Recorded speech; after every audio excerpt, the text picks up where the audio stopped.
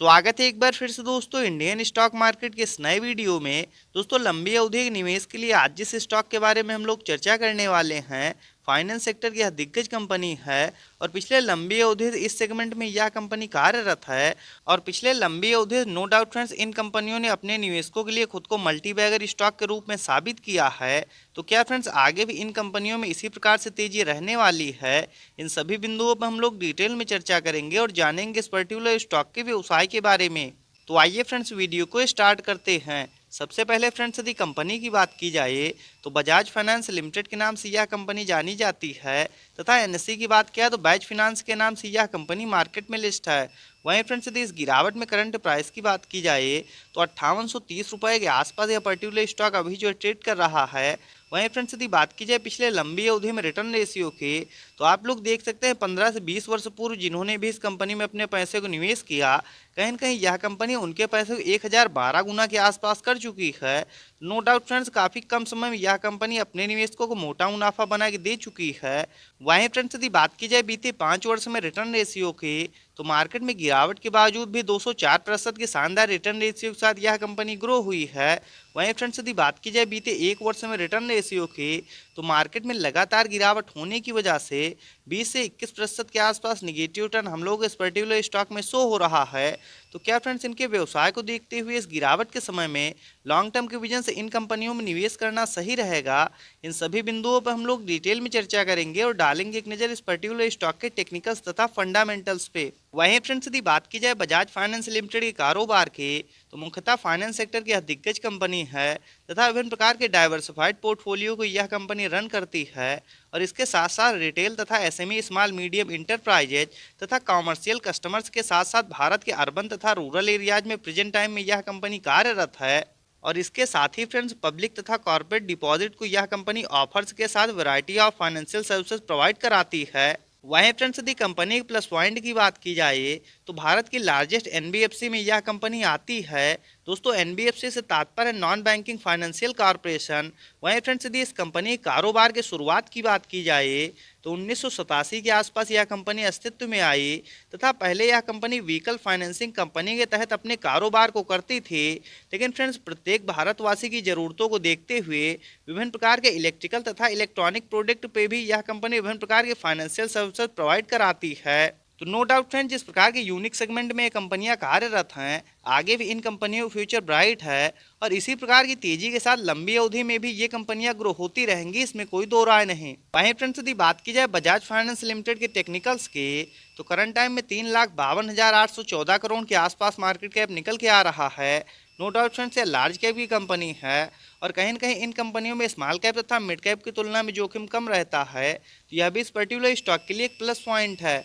वहीं फ्रेंड्स यदि इस गिरावट में करंट प्राइस की बात की जाए तो 5831 रुपये के आसपास यह पर्टिकुलर स्टॉक अभी जो ट्रेड कर रहा है तथा बीते एक वर्ष में हाई लो की बात की जाए तो 7,778 रुपये का हाई लगाने के बाद 5,220 का लो लगाने के बाद कहीं न कहीं यह पर्टिकुलर स्टॉक अभी अपने लो के आसपास ट्रेड करता हुआ देखने को मिल रहा है।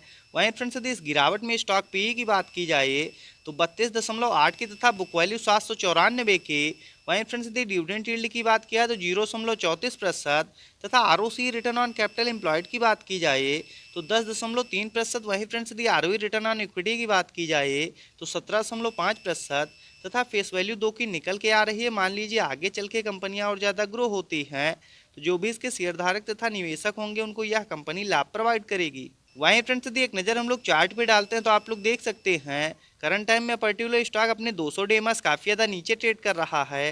दोस्तों वैल्यू इन्वेस्टिंग के हिसाब से इस समय इस पर्टिकुलर स्टॉक में खरीदारी करने के लिए बिल्कुल सही समय है। वहीं फ्रेंड्स यदि कंपनी के प्लस पॉइंट की बात की जाए तो आप लोग देख सकते हैं बीते 5 वर्षों से यह कंपनी 30.9% के CAGR के साथ ग्रो होती हुई आ रही है, तो यह भी इस पर्टिकुलर स्टॉक के लिए एक प्लस पॉइंट है। वहीं फ्रेंड्स यदि बात की जाए इनके क्वार्टरली बेसिस नेट प्रॉफिट की, तो आप लोग देख सकते हैं पिछले लंबे समय से क्वार्टर दर क्वार्टर ये कंपनियां अपने नेट प्रॉफिट को लगातार बढ़ाते हुए आ रहे थे। फ्रेंड्स इस गिरावट में भी ये कंपनियां अपने नेट प्रॉफिट को बढ़ा के दर्ज कर चुकी हैं। इससे यह प्रतीत होता है ये स्ट्रॉन्ग फंडामेंटल्स की कंपनियां हैं और आगे आने वाले समय में जब भी हम लोग को मार्केट में तेजी देखने को मिलेगी, इन कंपनियों में भी काफ़ी तेजी के साथ रैली देखने को मिलेगी, इसमें कोई दो राय नहीं। वहीं फ्रेंड्स यदि बात की जाए इनकी ईयरली बेसिस नेट प्रॉफिट की, तो हालांकि साल दर साल भी इनके व्यवसाय में किसी प्रकार की कोई दिक्कत नहीं है। तो नो डाउट फ्रेंड्स पिछले लंबी अवधि से लगातार ये कंपनियां ग्रो होते हुए आ रही हैं। दोस्तों यदि इस गिरावट में लॉन्ग टर्म के विजन से इन कंपनियों में निवेश किया जाए तो निश्चित ये कंपनियां आप लोग को अच्छा मुनाफा बना के देंगी, इसमें कोई दो राय नहीं। वहीं फ्रेंड्स यदि बात की जाए इस पर्टिकुलर स्टॉक में शेयर होल्डिंग पैटर्न्स की, तो दिसंबर 2022 के क्वार्टर के अनुसार 55.91% के आसपास प्रोमोटर्स की होल्डिंग। वहीं फ्रेंड्स यदि FIIs की बात किया तो 19.87% तथा DIIs के स्टेक की बात किया तो 12.37%। वहीं फ्रेंड्स यदि गवर्नमेंट की बात किया तो 0.07% तथा पब्लिक की स्टेक की बात किया तो 11.60%। वहीं फ्रेंड्स यदि अदर्स की बात किया तो 0.18%। तो आप लोग देख सकते हैं प्रमोटर्स इस पर्टिकुलर स्टॉक में खरीदारी करते हुए देखने को मिले हैं। तो यह भी इस पर्टिकुलर स्टॉक के लिए एक अच्छी बात है। और इसके साथ ही फ्रेंड DIIs तथा पब्लिक भी इस पर्टिकुलर स्टॉक में खरीदारी करते हुए देखने को मिले हैं। तो यह भी इस पर्टिकुलर स्टॉक के लिए एक प्लस पॉइंट है। वहीं फ्रेंड्स यदि कंपनी करंट प्राइस पे एक नज़र डालते हैं तो आप लोग देख सकते हैं फ्रेंड्स अभी जो है इसमें जो है लेटेस्ट प्राइस अपडेट नहीं किया गया है। दोस्तों लेटेस्ट प्राइस की बात किया तो 5830 रुपये के आसपास यह पर्टिकुलर स्टॉक अभी जो है ट्रेड कर रहा है। तथा RSI लेवल की बात किया तो 40 के आसपास दोस्तों काफ़ी ज़्यादा शानदार निकल के आ रहा है।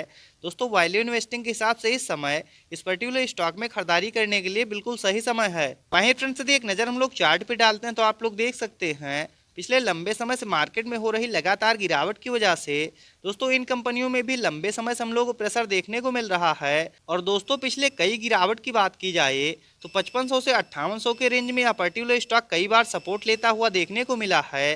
तो नो डाउट फ्रेंड्स यदि इस समय आप लोग भी इस पर्टिकुलर स्टॉक में खरीदारी करना चाहते हैं तो 5800 रुपये से लेकर 5600 के आसपास जब भी यह पर्टिकुलर स्टॉक ट्रेड करता हुआ मिल जाए अपने फंड के हिसाब से निश्चित ही आप लोग लॉन्ग टर्म के विजन से इन कंपनियों में निवेश कर सकते हैं। दोस्तों यदि यह पर्टिकुलर स्टॉक एक बार 6000 रुपये का लेवल ब्रेक करके ऊपर की ओर निकलता है तो स्वाभाविक यहाँ से इस पर्टिकुलर स्टॉक में तेजी बन सकती है और 7000 रुपये से लेकर 7500 रुपये के आसपास आसानी से पहुँचता हुआ देखने को मिलेगा। बाकी फ्रेंड्स इनके व्यवसाय में किसी प्रकार की कोई दिक्कत नहीं और जिस प्रकार के सेगमेंट में कंपनियां कार्यरत हैं निश्चित ही आगे आने वाले समय में इन कंपनियों का फ्यूचर ब्राइट है। और लॉन्ग टर्म में दोस्तों ऐसी कंपनियां कम जोखिम के साथ भी आप लोग को अच्छा मुनाफा बना के देंगी, इसमें कोई दो राय नहीं।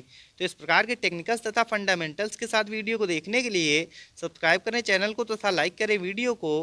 मिलते हैं नेक्स्ट वीडियो में। Bye friends.